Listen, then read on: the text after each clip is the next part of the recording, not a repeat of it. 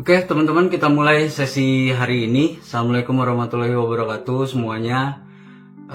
Saya sekilas nge-review dulu dari yang kemarin kita udah bahas, dari masalah mulai dari pra-kelahiran sampai dengan kita masuk ke yang namanya kelahiran di dunia gitu ya.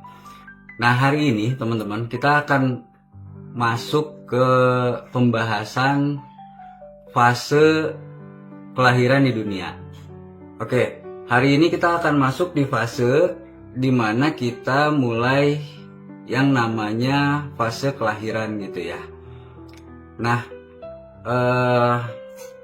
seperti yang kita tahu teman-teman, bahwa banyak sekali, mau itu dari sisi Quran, mau itu dari sisi hadis, yang sudah membahas fase-fase kelahiran kita di dunia ini gitu. Dimana salah satunya yang saya bahas itu adalah dari hadis Rasulullah SAW yang menyebutkan bahwa setiap orang di antara kalian itu dikumpulkan penciptaannya di dalam perut ibunya selama 40 hari dan kemudian menjadi segumpal darah dalam waktu 40 hari pula.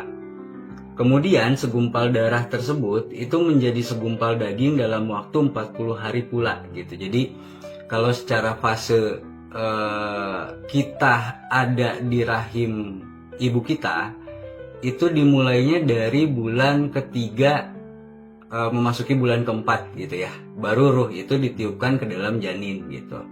Nah, kemarin saya sempat bahas juga bahwa untuk memudahkan bahasanya itu saya pakai analogi seperti ini teman-teman. Jadi pada saat kita ada di alam pra-kelahiran gitu ya, dimana di situ diceritakan bahwa ada satu kesalahan dari bapak kita gitu, Nabi Adam, yang memakan buah huldi gitu, yang mana di dalam cerita itu sekilas saya harfiahkan juga menjadi sebuah hukuman dari kejadian tersebut. Akhirnya kita diturunkan ke bumi gitu ya. Nah, di dalam hukuman tersebut kita ini dikasih yang namanya jasad atau fisik teman-teman gitu.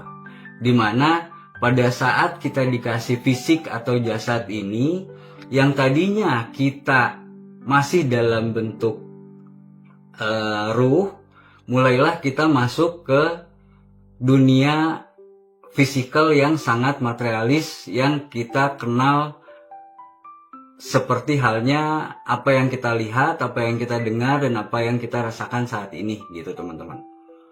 Nah, kehidupan manusia seperti yang kita tahu itu kan dimulai dari proses biologis pembuahan yang terbentuk dan berkembang menjadi janin, sehingga dari janin tersebut kita melalui banyak sekali pembelahan sel yang kompleks yang pada akhirnya kita membentuk sebuah fisik yang kita juga sudah bahas di sesi 1 kemarin, bahwa tubuh kita ini terdiri dari 50 triliun sel, di mana sel ini 99,9%-nya adalah kekosongan gitu. Dan inti sel itu hanya 0,1%. Jadi kalau kita mau ngebayangin nih, si 0,1% ini dikumpulin sebanyak 50 juta triliun sel, dan itu menjadi organ-organ tubuh kita gitu teman-teman, secara sainsnya ya. Nah, masuk nih kita ke fase awal kehidupan teman-teman, dimana pada awal kehidupan pertama ini kita atau kehamilan seorang ibu itu dimulai pada minggu ke-12 kehamilan, yaitu organ-organ penting yang mulai terbentuk dari mulai minggu ke-12 sampai dengan minggu ke-12 atau sampai dengan bulan ke-9 gitu, sampai dengan kita siap untuk lahir. Nah, dalam hal ini teman-teman, ilmu medis pun mengkonfirmasi bahwa banyak sekali hal-hal yang menjadi penting untuk diri kita, karena keterbatasan si fisik ini atas segala kebutuhan baik itu nutrisi, baik itu mentality gitu, selama perkembangan janin yang pada saat kita masih ada di dalam kandungan, teman-teman, itu sangat dipengaruhi oleh kondisi di luar tubuh atau kondisi ibu kita yang mengandung kita gitu, teman-teman. Jadi kita nih pada saat kita awal pertama kali ruh kita ditiupkan masuk ke janin gitu ya, sebetulnya disitulah luka batin pertama yang kita alami sebelum kita lahir ke dunia, teman-teman, gitu. Karena luka batin itu kita mulai sejak kita berada di masa kandungan. Contoh misalkan gini, kalau saya tanya gitu ya, perempuan mana yang tidak merasakan stres di kehamilan anak yang pertama gitu, dimana stres ini mungkin gitu ya, mungkin kebingungan, kecemasan, ketakutan, kekhawatiran gitu dalam menghadapi persalinan atau di dalam menghadapi hari kelahiran kita sebagai anaknya gitu, yang mana hal ini juga membentuk kondisi emosional kita di dalam kandungan, itu menjadi luka batin kita yang pertama, teman-teman. Dan itu adalah resiko atau gangguan emosional yang dirasakan oleh manusia pada saat manusia masih bayi, bahkan masih di dalam kandungan. Itu sudah kita rasakan gitu. Jadi kalau sering kali saya bilang di konten-konten saya bahwa kita ini, semua kita itu sudah punya luka dan sudah membawa luka dari semenjak kita masih di dalam kandungan gitu, teman-teman, gitu. Nah, kalau dari sisi budaya, teman-teman, banyak banget budaya yang dimana kelahiran kita ini dipandang sebagai sebuah momen yang sakral gitu. Kayak misalnya banyak upacara-upacara kelahiran, kayak misalnya kalau di Jawa itu ada upacara mitoni gitu ya, atau akikah kalau di dalam tradisi Islam gitu. Yang mana hal ini bertujuan untuk menyambut kehidupan baru sekaligus memberikan doa keselamatan bagi kita. Nah, di Indonesia ini ritual-ritual kelahiran seperti halnya mitoni atau hataman gitu untuk si janin yang masih ada di dalam kandungan, itu bertujuan untuk supaya kita nih yang ada di dalam kandungan ini bisa merasakan vibrasi yang positif dari mulai awal kita belum lahir di dunia gitu, teman-teman. Jadi kalau ada yang bertanya apakah hal-hal itu atau ritual-ritual itu ada pengaruhnya terhadap kita dari pada saat kita masih di dalam kandungan gitu ya. Hal itu tuh memang sangat berpengaruh terhadap si janin gitu, teman-teman. Karena mau itu stresnya si ibu, mau itu ketenangannya si ibu, mau itu perasaan-perasaan yang dialami oleh si ibu, itulah yang akan mempengaruhi kita menjadi satu pembentukan mental kita awal kita sebagai manusia gitu, teman-teman. Nah, saya belum menjelaskan masalah tadi yang saya sebut dengan sebuah hukuman, karena gini, teman-teman. Pada dasarnya kita ini secara ruh itu tidak membutuhkan semua hal yang sifatnya indrawi atau semua hal yang sifatnya fisik gitu ya. Kebutuhan-kebutuhan fisik itu kan seperti makan, dihargai, emosi, ego gitu. Semua itu adalah kebutuhan-kebutuhan fisik kita yang harus kita sadari betul bahwa itu menjadi identitas pertama kita pada saat kita dilahirkan di dunia gitu loh, teman-teman. Gitu. Jadi di fase awal kelahiran ini kita itu belum memiliki kesadaran diri gitu. Kita itu hanya bisa bereaksi terhadap rangsangan-rangsangan eksternal seperti suara atau sentuhan atau vibrasi getaran lainnya dari luar tubuh ibu kita yang mengandung kita, di mana kita ini hanya bisa bereaksi terhadap rangsangan tersebut gitu teman-teman.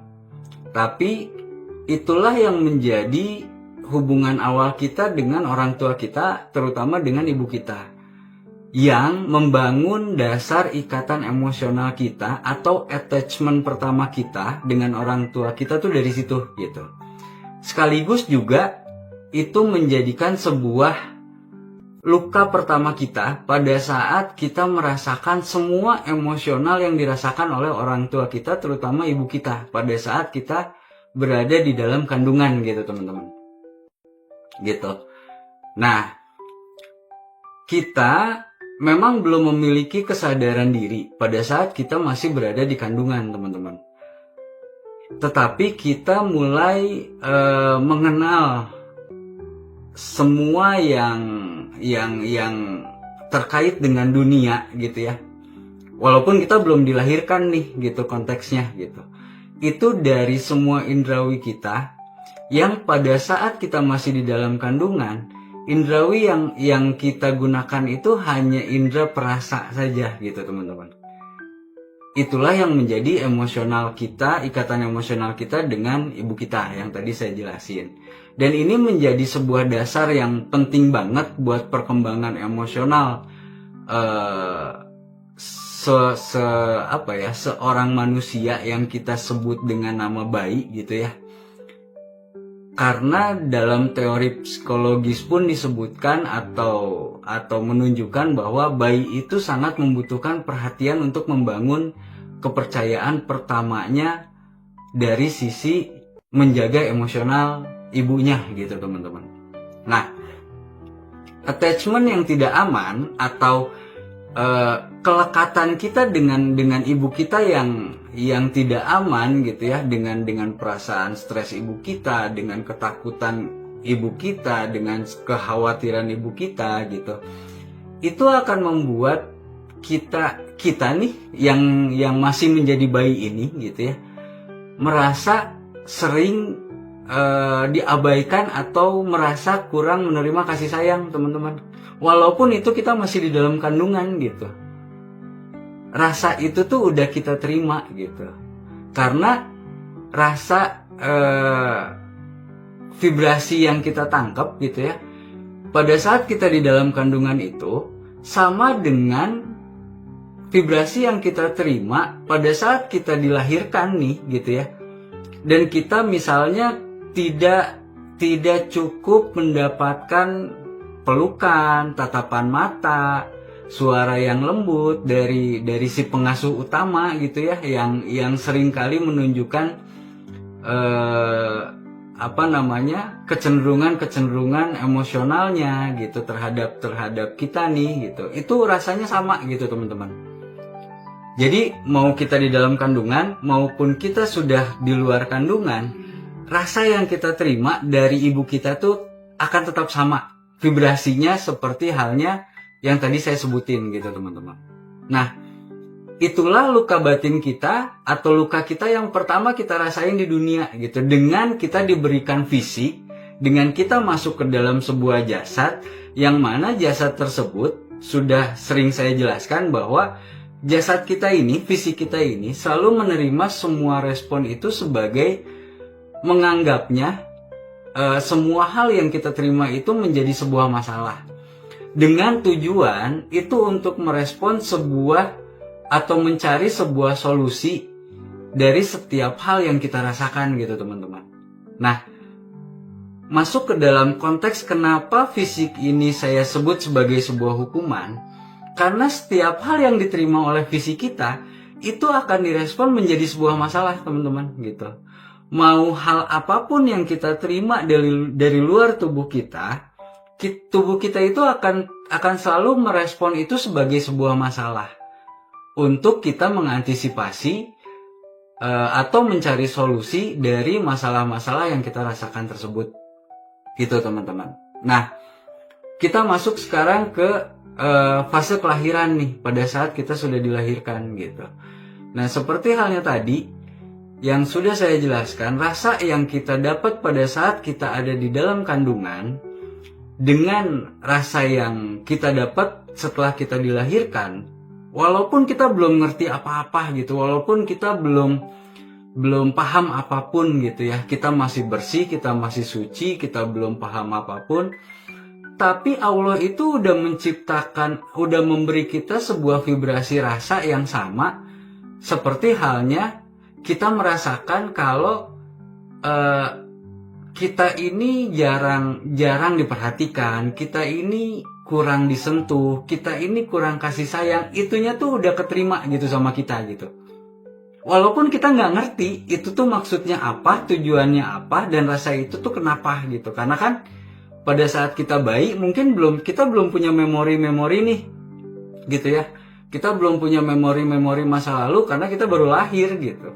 Tapi rasa itu tuh sudah ada gitu. Dan itulah yang menjadi luka batin pertama kita di dunia gitu. Pada saat kita diberikan sebuah jasad, sekali lagi rasa itu hadir gitu. Yang mana hal ini di dalam perspektif agama, teman-teman, kelahiran ini dipandang sebagai anugerah dari Tuhan atau anugerah dari Allah gitu ya. Bahkan di dalam Islam misalnya gitu, kenapa bayi yang baru lahir itu harus diazankan sebagai simbol dari perkenalan kepada Sang Maha Pencipta gitu. Atau misalkan di dalam Hindu gitu, ada yang namanya ritus namakarana, itu untuk memberi nama anak sebagai simbol identitas. Jadi teman-teman, pada saat pertama kali kita dilahirkan gitu ya, inilah identitas pertama yang kita terima dari kehidupan kita gitu. Identitas ini seperti halnya kamu namanya Mirza ya, kamu itu anaknya Ibu Anu ya, kamu itu anaknya Bapak Anu, dan kamu itu hidup di dalam ruang lingkup keluarga kami gitu. Itulah identitas kita yang pertama kali diberikan oleh orang tua kita, dan itu juga yang menjadi sebuah batasan bahwa salah dan benar tuh mulai diperkenalkan tuh sama kita secara tidak sadar gitu ya. Artinya di situ identitas ini kan menjadi satu hal yang batasan-batasan yang menjadi apa ya, saya bahasanya yang benar itu saya harus menjadi anak si ibu A, yang benar itu saya harus menjadi anak dari si bapak B gitu. Nah, identitas itu diberikan pertama kali pada saat kita lahir di dunia gitu teman-teman. Nah, Al-Quran sendiri teman-teman itu berfirman tentang penciptaan manusia dari awal sampai dengan kita dilahirkan gitu. Yang dimana kalau kita bahas di surat Al-Mu'minun itu dibilangi gini, kemudian kami menjadikannya makhluk yang berbentuk lain, maka Maha Suci Allah pencipta yang paling baik gitu ya. Yang mana di dalam Quran juga dijelaskan bahwa penciptaan kita ini adalah makhluk yang paling sempurna gitu. Nah, ini banyak banget di yang nanya ke saya, kalau misalkan di dalam Quran disebutkan bahwa kita ini adalah manusia atau penciptaan dengan bentuk yang sebaik-baiknya. Nah, gimana ceritanya dengan kejadian yang bayi terlahir cacat misalnya gitu ya? Karena di surat Atin itu kan, kalau kita lihat di surat Atin ayat 4 disebutnya gini, sungguh kami telah menciptakan manusia dalam bentuk yang sebaik-baiknya gitu. Nah, terus orang cacat itu konteksnya seperti apa dengan korelasinya surat ini gitu. Jadi teman-teman, bahwa seringkali nih kita memahami kesempurnaan ini hanya kita lihat dari kesempurnaan fisik aja. penegasan dari surat Atin ini yang mau saya jelasin di pertama kali awal kita kelahiran gitu ya, bahwa kesempurnaan atau sebaik-baiknya yang disebutkan di surat Atin ini adalah kesempurnaan fisik, mental, dan spiritual. Itu sudah disempurnakan nih sama Allah gitu. Makanya kenapa tadi kita dikasih vibrasi rasa, padahal kita belum ngerti gitu ya. Kita diperkenalkan sama sama bentuk-bentuk pembuktian kehadirannya Allah yang kita sendiri belum paham gitu. Dan kita sendiri dibimbing teman-teman gitu. Sekarang kalau pertanyaan saya gini, dari mana, siapa yang ngajarin bayi pada saat dia baru lahir dia harus mencari puting susu ibunya misalnya gitu? Karena nggak ada yang pernah ngajarin itu, tapi dengan bahasa isyaratnya atau dengan feelingnya, dengan rasanya, kita itu bisa mengikuti bahwa Allah itu nyuruh kita makan dari sumber itu gitu. Nah, inilah konseptual manusia, di mana pada saat kita diciptakan pertama kali, kita itu nggak ada batasan apapun gitu. Kita itu langsung dikasih guidance sama Allah untuk kamu harus begini, kamu harus begini, kamu harus begini gitu. Yang menjadikan batasan itu adalah identitas-identitas tadi, yang pada saat awal kita dikasih identitas bahwa kamu adalah si A, kamu itu adalah si B, kamu itu adalah anaknya si C gitu.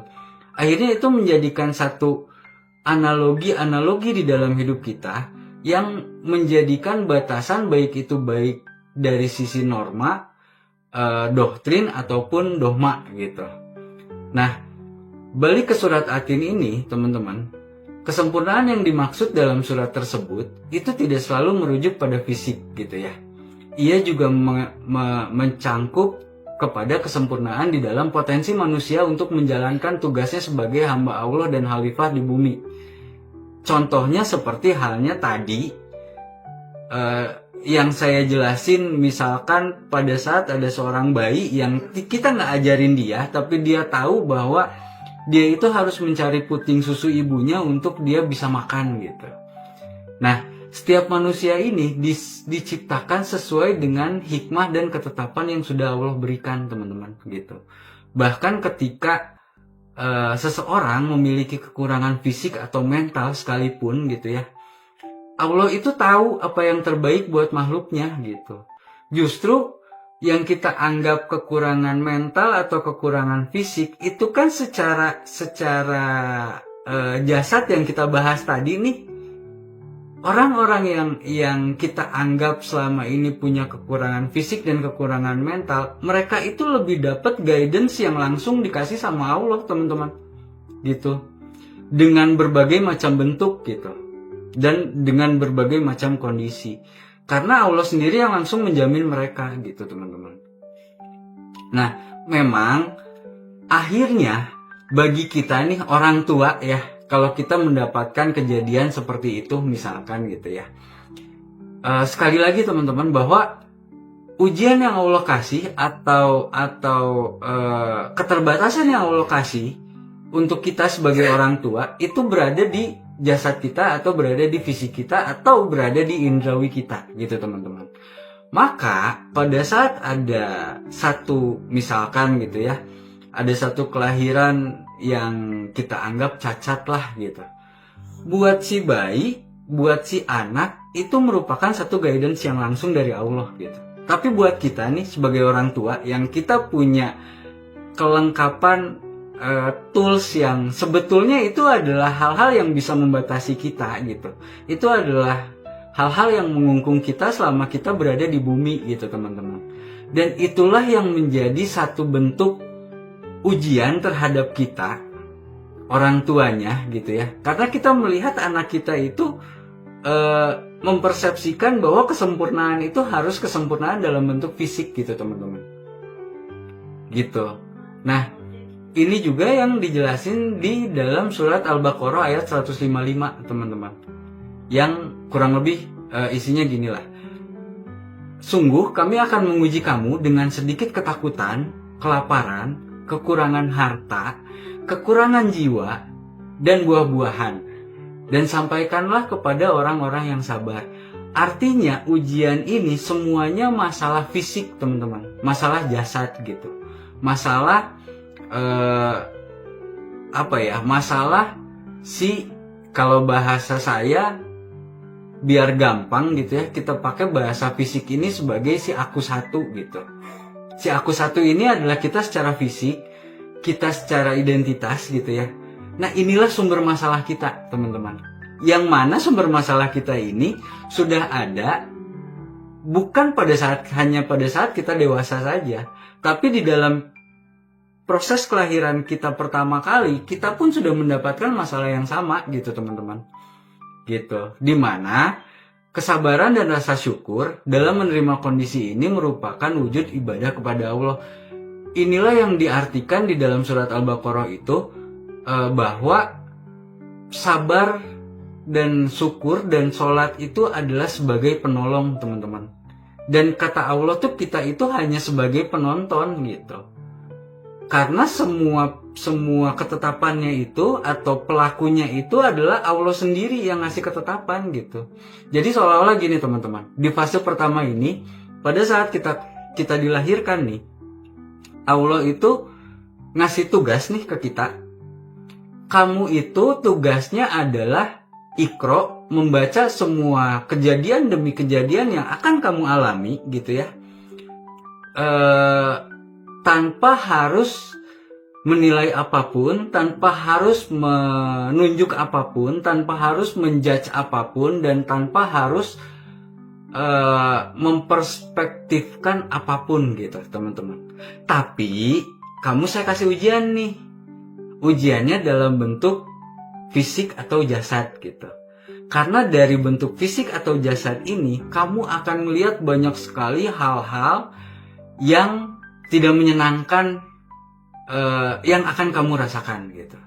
Kenapa bahasa saya tidak menyenangkan? Karena di Ali Imran ayat 14 dan di surat Al-Baqarah ayat 155, semua hal yang berbentuk fisik ini disebutkan bahwa semua itu adalah kesenangan gitu, bukan kebahagiaan gitu, teman-teman.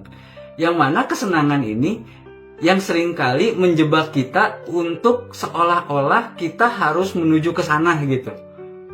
Padahal Quran sudah menjelaskan dengan gamblang bahwa semua kesenangan-kesenangan dunia, semua fisik dan jasad yang fisik dan jasad butuhkan, yang seolah-olah itu adalah kebutuhan yang paling esensial di dalam hidup kamu gitu. Itu tuh semuanya hanya kesenangan gitu.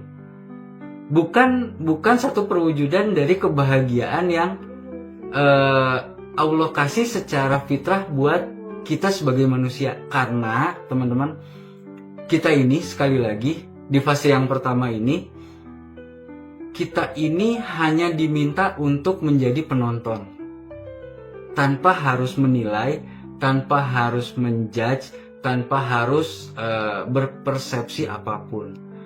Terus gimana caranya kita bisa hidup kalau kita hanya sebagai penonton gitu kan? Gitu. Karena kita dikasih jasad nih, Allah udah ngasih clue-nya ke kita gitu. Bahasa kerennya nih ya, kalau saya bilang bahasa keren, saya selalu bilang gini, ya caranya adalah dengan yes for everything to Allah gitu. Itulah satu perwujudan kita, komitmen kita sama Allah sebelum kita turun ke dunia gitu, teman-teman.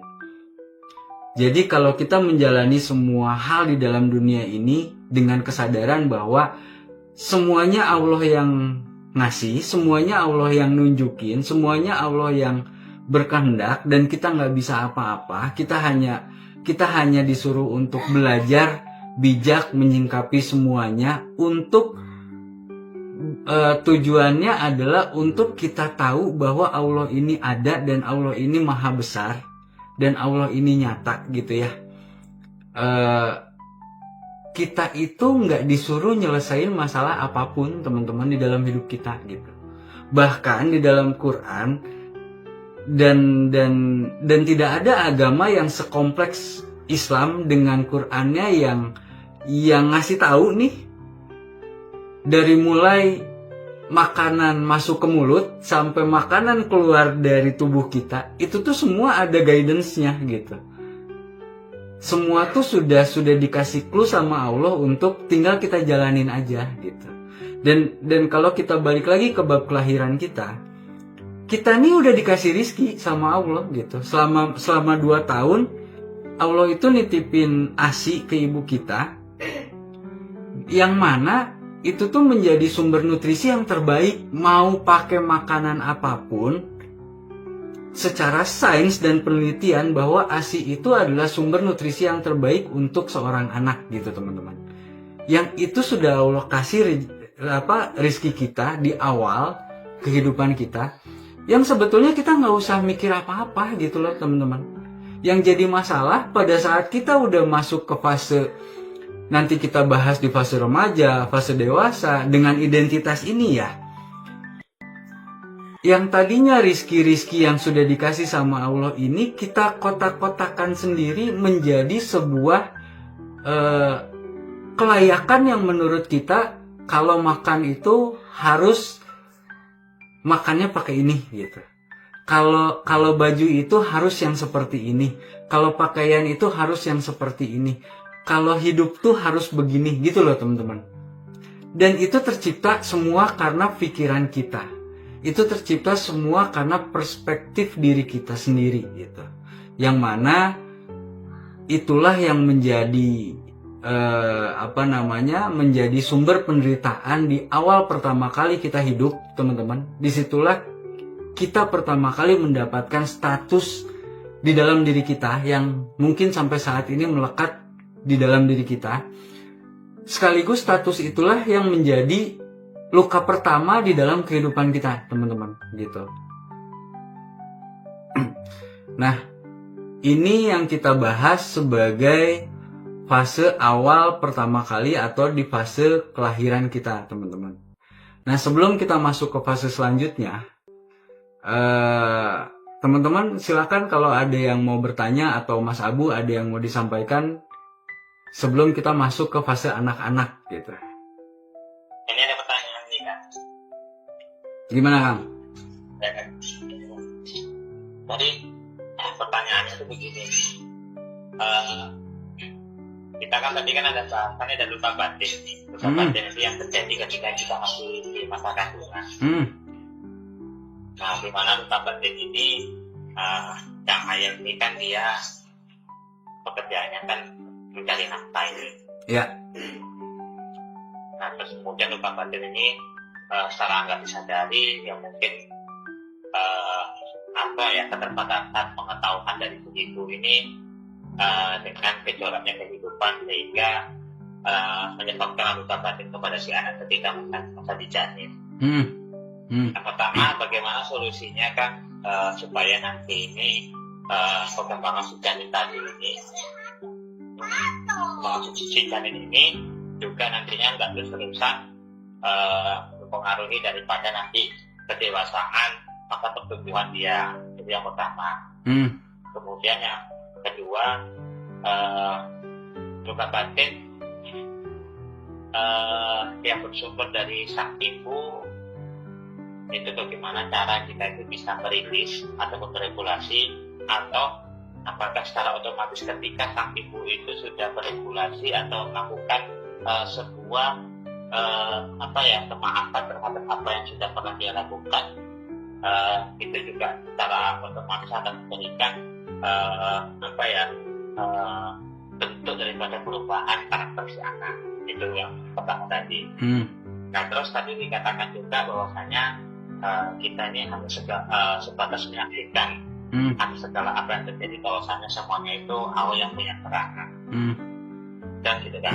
Iya. Nah, terus kemudian tadi juga disinggung juga sama Kang Mirza bahwasanya jadikanlah saudara sebagai penolongmu. Nah, untuk menuju ke sana ini kan tahapan awal dari kita untuk menuju bahwasanya kita ini kan sudah mendapatkan ilmu ini, pengetahuan dari Kang Mirza terkait masalah bahwasanya semua itu perang, kita jangan menilai, kita jangan menjustice, ya kan? Nah, terus kemudian vibrasi yang seperti apa atau rasa yang seperti apa supaya kita itu juga terlatih dengan hal yang seperti itu dengan adanya. Karena yang mempengaruhi daripada kesemuanya itu dari faktor eksternal, terutama di sana juga ada penglihatan, pendengaran maupun dengan yang di sini dengan ucapan. Nah, sementara di aku gimana ya? Saya ngikuti Kang Mirza nih. Aku berapa ini kalau misalnya jiwa? Jiwa aku berapa? Aku tiga. Nah, ada di aku 3. Jadi ketika di aku 3 ini kan di surah Asy-Syams juga dikatakan barang siapa yang mensucikannya maka beruntunglah dia, dan barang siapa yang mengotorinya maka merugilah dia. Jadi untuk menuju ke sana ini kan langkah pertama, terus kemudian konsep apa yang harus kita lakukan supaya nanti itu kita benar-benar oh iya ini semuanya itu Allah yang punya peran. Tapi nanti kita akan selesai kan begitu. Terus kemudian untuk menuju jadikanlah sholat dan sabar sebagai penolong. Itu saya dulu kan, atau nanti kawan-kawan yang lain juga akan menambahkan gitu kan. Oke, siap. Terima kasih Kang. Siap Kang. Kang Abu sama teman-teman semua. Jadi gini, yang selalu saya ingatkan bahwa yang namanya konsep baik itu bukan harus plus 100. Jadi kalau kita tadi bahas masalah luka batin pertama kita pada saat kita sedang berada di janin gitu ya, nggak mungkin seorang ibu atau jangankan ibu lah ya, kita gitulah laki-laki gitu ya, menghadapi yang namanya istri kita lahiran nih, kita aja pasti stres gitu, karena ini urusan misalkan hidup dan mati gitu teman-teman gitu. Nah, gimana dengan yang dirasakan oleh si ibu gitu, atau si istri gitu ya, atau si perempuan lah yang sedang mengandung. Ada bahagianya, ada happy-nya, tapi nanti gimana, ada cemasnya gitu ya, ngelihat suaminya gitu kok misalnya nggak kerja gitu kan, malah jadi emosi gitu. Nah, jadi gini, yang namanya kita di dalam satu proses kehidupan, kenapa tadi saya bilang bahwa di dalam kehidupan ini nggak mungkin ada yang terlalu baik atau nggak mungkin juga ada yang terlalu buruk. Bahwa yang baik itu adalah kita yang ada di posisi netral gitu teman-teman. Jadi luka batin yang dikasih sama Allah nih ke kita pada saat kita berada ada di janin ini, untuk menunjukkan bahwa kita ini akan menjadi netral kalau kita ada di posisi tengah-tengah gitu loh teman-teman. Enggak over, enggak kurang gitu. Karena gini teman-teman, ini sebenarnya saya udah bahas kemarin tapi saya ulangi lagi gitu ya. Orang yang terlalu sabar gitu ya, dia akan menjadi apatis gitu. Orang yang terlalu emosional, dia akan menjadi pemarah gitu. Orang yang terlalu memikirkan kesalahan orang lain, dia akan menjadi pendendam. Nah, sabar sendiri itu ada batasan yang kita harus ada di tengah-tengah gitu teman-teman. Karena kalau kita terus menekan emosi-emosi kita, itu bukannya menjadi baik untuk diri kita, tapi kita malah menjadi apatis gitu terhadap semuanya gitu. Kita jadi nggak peduli, kita jadi nggak aware sama lingkungan, kita jadi orang yang nggak sensitif lagi sama lingkungan gitu, karena kita terlalu sabar menghadapi semua hal gitu loh teman-teman. Yang mana di konteks kita berhubungan dengan fisik ini atau dengan jasad ini, makanya di situ dasar pertama yang kita harus garis bawahi bahwa kalau bicara luka, kita memang sudah diajarkan atau sudah diberikan luka itu bahkan pada saat kita belum ngerti apa-apa gitu. Dan kita nggak minta nih orang tua kita untuk stres atau untuk tiba-tiba berantem gitu ya sama bapak kita gitu pada saat kita lagi ada di kandungan gitu. Kita nggak minta itu, tapi itu sudah dikasih sama Allah untuk kita. Yang dalam hal ini gini teman-teman, saya ngejelasin ini secara agama, secara budaya, secara sains, dan secara psikologi. Maksud saya gini, yuk kita lihat, kita sebagai penonton nih, yang kita lagi, seolah-olah kita lagi menyaksikan kita pada saat kita di dalam kandungan gitu teman-teman, gitu. Jadi pertanyaannya tadi, cara meminimalisirnya kita harus lihat dulu gitu. Kalau si stresnya ibu ini terlalu over, itu tentu harus kita turunin gitu. Entah bagaimanapun caranya gitu ya. Mungkin dengan kita menenangkan istri kita gitu. Kita menenangkan diri kita gitu. Kita juga mengurangi intonasi dan nada suara pada saat kita bicara dengan istri kita yang sedang mengandung, misalkan gitu ya teman-teman. Tapi kalau itu sudah ada di fase netral gitu ya, ya nggak perlu ada yang dikurangin lagi Kang Abu, teman-teman gitu. Karena yang baik itu bukan kita nggak dapat stres, bukan kita nggak dapat luka, tapi kita nggak dapat semua itu secara over gitu loh. Atau kita nggak kekurangan itu. Karena kalaupun kita kekurangan itu, hal itu pun akan membentuk mental kita menjadi nggak sehat, teman-teman gitu. Gitu Kang Abu.